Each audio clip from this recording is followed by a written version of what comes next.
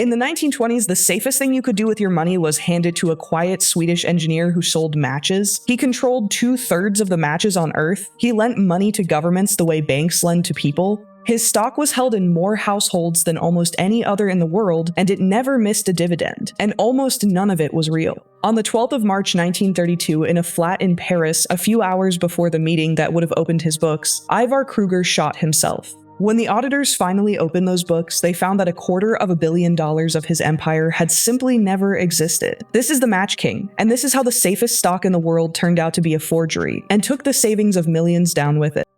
Ivar Kreuger was an engineer from a small Swedish town, clever, cold, and patient. He did not want to be rich in the ordinary way, he wanted to be trusted. He began with the one thing every household on Earth already bought without thinking: the match. A single match is worth almost nothing. But everyone needs them, every day, forever, and no one ever refuses to buy one over the price. Control all the matches, and you control a small, endless river of money. So Kreuger set out to buy the world's matches. Factory by factory, country by country, he pulled them into one company, Swedish Match, until he owned most of the light on the planet. By the middle of the 1920s, he controlled between 2/3 and 3/4 of all the matches made on Earth, and that was only the floor he was going to build on. After the Great War, Europe was broke. Whole countries could not borrow the money to rebuild, and Kreuger, sitting on his river of matches, could. So he made them an offer no finance minister could refuse. He would lend the nation millions. In return, he would take the exclusive right to sell matches inside its borders, a monopoly written into law. It was brilliant. The government got its cash. Kreuger got a captive nation of smokers who would pay whatever he asked forever to light a cigarette. And he did it again and again and again. Between 1925 and 1930, he loaned governments around $387 million. Germany, France, Poland, Hungary, more than 15 countries in all. A private man from Sweden was now a creditor to half of Europe. Prime ministers took his calls. He was, people said, the most trusted financier alive.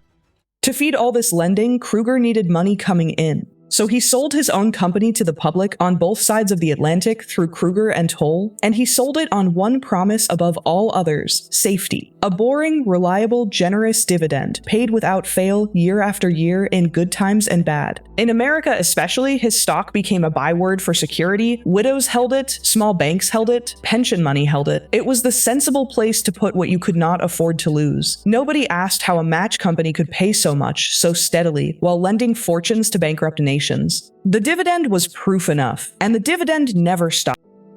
But there was a problem hiding inside the promise. To keep paying, Kreuger had to keep raising new money, and raising money usually means giving away control. Kreuger found a way around that. He invented a second class of share. It looked like an ordinary share. It took an equal cut of the dividend, but it carried 1/1000th of the vote, so the public could pour in their savings and get their dividend and never once threaten his grip. He could double the size of his empire and give up almost none of its command. The owners had no power. He had it all. It was legal, it was clever, and it meant that the one man steering the whole enterprise answered to no one at all.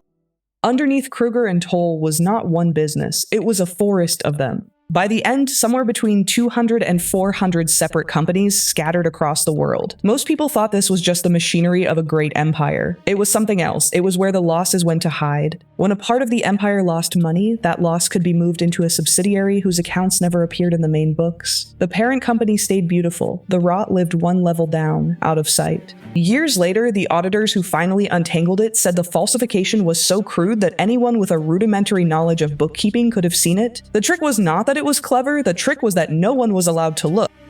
Which brings us back to that famous unstoppable dividend. Where was the money actually coming from? Not mostly from profit. It came from the new investors. The savings pouring in this year were quietly used to pay the dividend promised last year. It is the oldest trap in finance. Pay the old investors with the new investors' money and call it success. It works perfectly and it looks like genius for exactly as long as new money keeps arriving. Kreuger was running the largest version of that trap the world had ever seen across dozens of countries and millions of shareholders. And it all depended on one thing. It could never ever be allowed to stop growing.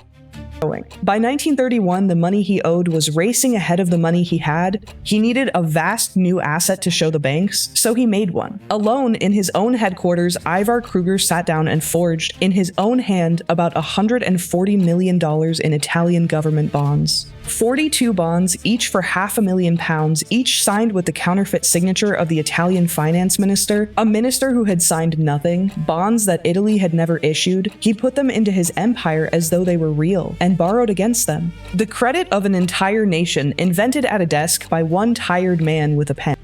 And then the one thing that could never happen happened. The new money stopped coming in. The Great Depression fell across the world. Credit froze. The rivers of fresh investment that fed the dividend dried to nothing, all at once, everywhere. To keep the machine turning, Kreuger borrowed more, and then more, from the Swedish banks, until his debt to them reached about half of the entire currency reserve of Sweden. In February 1932, the Swedish central bank stopped and asked the question no one had ever been allowed to ask. Show us the books. All of them. Kreuger, out of money and out of room, could not show them. He sailed for Europe to buy himself a few more days. He reached Paris on the 11th of March 1932. A meeting was set for the next day where the bankers would go through his accounts line by line. That night, he bought a pistol. On the morning of the 12th, he wrote a few short letters, lay down on his bed, and shot himself in the chest. He was 52 years old. By the time the bankers arrived for their meeting, the Match King was dead, and the truth he had been outrunning for a decade finally caught up with the world. There are those who say he did not do it himself. His own brother claimed he was murdered. But the French police found suicide, and no one has ever proved otherwise. What is certain is what they found in the book. His empire claimed to be worth about $630 million. When the auditors took it apart, $400 million of that was vague, and $250 million of it was simply not there. $250 million. Not stolen, not spent, never real in the first place. Invented on paper to hold up a dividend that had eaten itself years before. The safest stock in the world collapsed to almost nothing. The largest creditors in the end got back about 43 cents on the dollar. The ordinary shareholders, the widows, and the small banks and the pension funds mostly got ruin. Across Sweden and America, families who had done the careful, responsible thing and bought the safe stock discovered that the safe stock had been a forgery all along.